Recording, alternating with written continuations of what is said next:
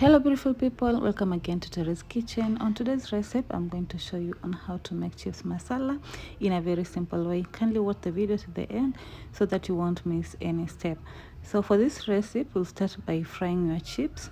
So you're going to fry them until they are crispy on outside. After your chips are well cooked, you're going to remove them and set them aside. Then in a pan, you're going to heat some 2 tablespoons of cooking oil. Then you're going to fry in some onions. I've used 1 red onion. You're going to saute that. You're going to saute the onion for about 2 minutes. Then you're going to add a little bit of garlic paste. You're going to saute that for 1 minute. Then after 1 minute, you're going to add in your tomato puree. I've used 1 tomato. So you're going to let that cook until the tomato is well cooked.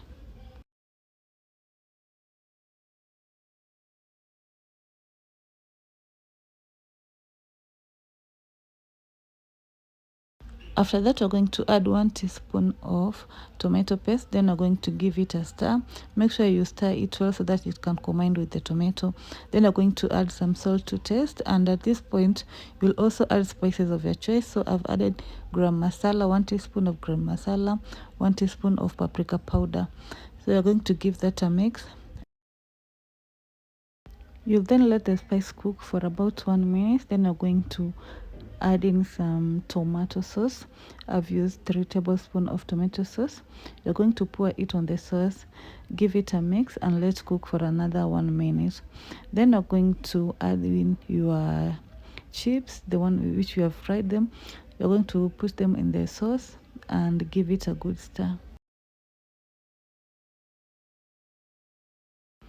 Make sure that you mix them well so that the sauce and the chips will be well combined. So you're going to stir for about 1 minute. Then you're going to leave it to simmer for another 1 minute. Guys, if you have any recipe you want me to do, kindly let me know in the comment section and I'll be happy to do it for you. After that, we're going to add in some fresh coriander leaves. You're going to give that a mix too and let simmer for another 1 minute before you remove your chips masala from the heat. As you can see, our chips masala are well cooked and they look delicious. I hope you'll give this recipe a try and let me know in the comment section if you like it.